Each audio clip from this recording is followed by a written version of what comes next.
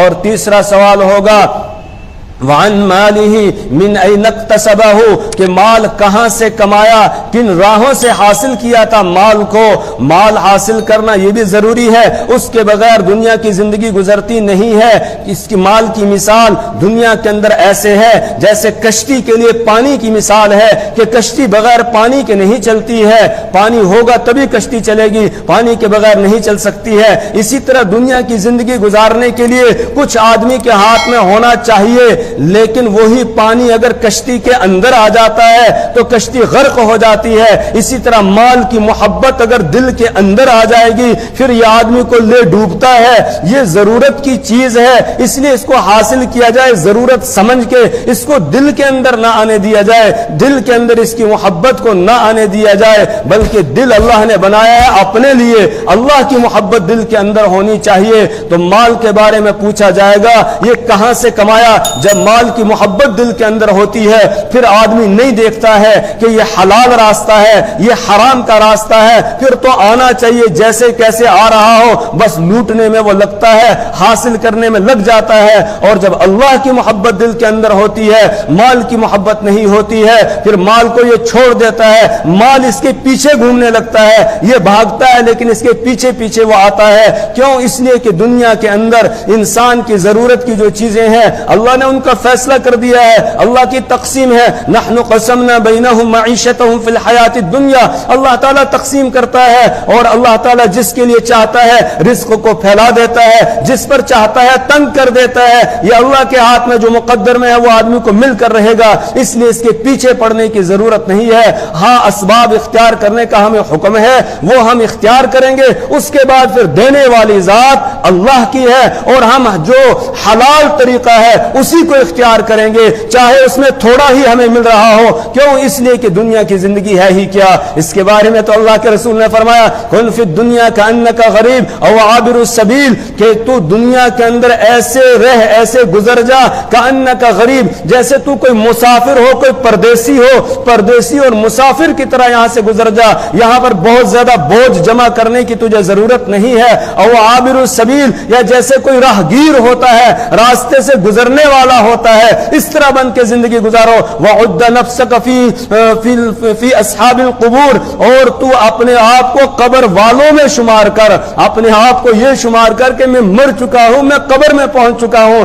جو آدمی یہ شمار اپنے آپ کو یہ سمجھے گا میں تو بس قبر میں پہنچ چکا ہوں، اس کو کچھ کرنے کی ضرورت ہے، اس کو زیادہ دنیا سمیٹنے کی ضرورت ہے نہیں، اس کو ضرورت ہے بس وہ تو ضرورت کا جو سامان ہوگا اسی کا اکٹھا کرنے میں لگے گا، اور جو وقت بچے گا اس وقت کو اللہ کی بندگی میں، اس کی اطاعت میں، اس کی یاد میں لگائے گا۔ صبح سے شام اور شام سے صبح سے دنیا دنیا دنیا، اس کے پیچھے وہ نہیں لگے گا۔ یہی تعلیم رسول پاک صلی اللہ علیہ وسلم اس حدیث میں دے رہے ہیں، کن فی الدنیا کانک غریب او عابر السبیل وعد نفسک فی اصحاب القبور، کہ تو دنیا میں ایک پردیسی کی طرح زندگی بسر کر، ایک راہگیر کی طرح زندگی بسر کر، جیسے ایک راہ گزرنے والا ہوتا ہے، تھک جاتا ہے، کسی درخت کے سائے میں تھوڑی دیر سستانے کے لیے بیٹھ جاتا ہے، پھر اٹھ کے چل پڑتا ہے۔ تو بس یہ دنیا کی زندگی وہی ہے کہ سائے تلے تھوڑی دیر بیٹھ گئے، اس کے بعد آگے چل پڑے، آگے منزلیں ہیں اور وہ بڑی زبردست اور بڑی خطرناک منزلیں ہیں، بہت زبردست قسم کی گھاٹیاں ہیں، تجھے ان سے گزرنا ہے، ان کی تیاری میں لگ، اپنے وقت کو ضائع نہ کر۔ تو زیادہ اس کے پیچھے نہیں پڑنا ہے، جو زیادہ پڑتا ہے مال کی محبت کو دل میں لاتا ہے، پھر وہ حلال اور حرام کی پہچان کو باقی نہیں رکھتا ہے، اس کی تمیز کو باقی نہیں رکھتا ہے، پھر جیسے آ رہا ہو اس کو حاصل کرنے میں لگ جاتا ہے۔ سود کا آ رہا ہے وہ لے لیتا ہے، اگر رشوت کا کہیں سے آ رہا ہے اس کو لے لیتا ہے، کہیں جھوٹ بول کر کسی کا حق دبانا پڑے اس کے لیے وہ تیار ہو جاتا ہے، جس طرح ہوتا ہے سمیٹنے کی وہ کوشش کرتا ہے۔ جبکہ سود کی حرمت بالکل جو ہے مسلم ہے، حرام ہے، اور سود خور کی سزا جو ہے وہ بھی ہم پڑھ چکے ہیں کہ کتنی زبردست ہے۔ قیامت کے دن وہ بالکل ایسے ہوگا، مدہوش ہوگا، پاگل بن کر قیامت کے دن اس کو اٹھایا جائے گا، اور اللہ تعالیٰ کی طرف سے سود خور کے لیے اعلان جنگ ہے، یا ایھا الذین آمنوا اتقوا اللہ وذروا ما بقی من الربا فإن لم تفعلوا فأذنوا بحرب من اللہ ورسولہ۔ تو اگر تم نہیں چھوڑو گے سود کو، اگر تم اس کے پیچھے پڑو گے، پھر بھی ابھی لوگ کھاؤ گے سود، اس کو استعمال کرو گے، تو پھر اللہ کی طرف سے تمہارے لیے اعلان میدان جنگ کیا جا رہا ہے۔ اسی طریقے سے جو رشوت ہے اس کے بارے میں بھی اللہ کے رسول صلی اللہ علیہ وسلم کا فرمان ہے، الراشی والمرتشی کلاہما فی النار، رشوت لینے والا رشوت دینے والا یہ دونوں جہنمی ہیں، یہ جہنم میں جائیں گے۔ لیکن جب آ رہا ہوتا ہے، ہم دفتر میں بیٹھے ہوئے ہوتے ہیں، اس وقت نہیں سوچتے ہیں کہ کل قیامت میں اللہ کے دربار میں حاضر ہونا ہے، یہ میں کس چیز کا عوض لے رہا ہوں، جبکہ مجھے تو ملازم رکھا گیا ہے، مجھے تنخواہ مل رہی ہے، اس آدمی کا کام کرنا میری ذمہ داری ہے، یہ مجھے کرنا ہے یہ کام۔ لیکن پھر ہم دفتروں میں جو ہے اپنے جو لوگ ہمارے پاس آتے ہیں ان کو چکر کٹواتے ہیں تاکہ کچھ ادھر سے نکلے، اس کے بعد پھر سائن کریں گے، اس کے بعد پھر دیں گے۔